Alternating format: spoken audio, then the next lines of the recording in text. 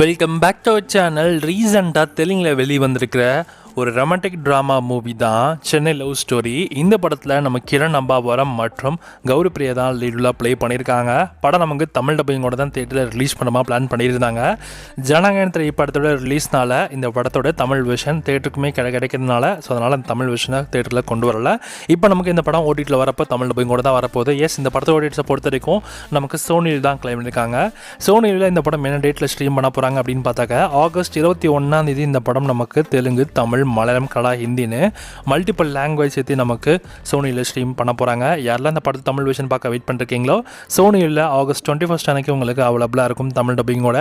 Actually இந்த படம் வந்து நல்லா இருக்கிற மாதிரி தான் எக்ஸ்பெக்ட் பண்ணாங்க. ஆனால் கிரண் அம்பாவரம் கொஞ்சம் ரொம்ப ஓவராக பேசிட்டாப்புல. இந்த மாதிரி இந்த ஜனநாயகம்லாம் வந்தால் கவலை கிடையாது, நாங்களுக்கு டெஃபினட்டாக இந்த படம் செம ஹிட் ஆகும் அப்படின்னு சொல்லிட்டு அவர் எவ்வளோ சொன்னாரோ. ஃபர்ஸ்ட் ஹாஃப் நல்லா இருந்துச்சாம், ஆனால் செகண்ட் ஹாஃப் அந்தளவுக்கு பெருசாக இல்லையாம். அதுதான் இந்த படத்துடைய ஸ்பெஷாலிட்டி. ஸோ இந்த மாதிரி தமிழ் ஆடியன்ஸை வந்து ரொம்ப காண்டி விட்டார். ஸோ அதெல்லாம் பிரச்சனை. ஸோ இந்த சென்னை லவ் ஸ்டோரி மூவி உங்களுக்கு பார்க்கணும் தமிழ் டப்பிங்கில் அப்படின்னு இருந்துச்சு அப்படின்னா ஆகஸ்ட் 21 இந்த படத்தோட தமிழ் வெர்ஷன் உங்களுக்கு சோனியில் அவைலபிளாக இருக்க போது வேணுறாங்க செக் பண்ணி பாருங்கள். பார்ப்போம் இந்த படம் எப்படி இருக்குன்னு.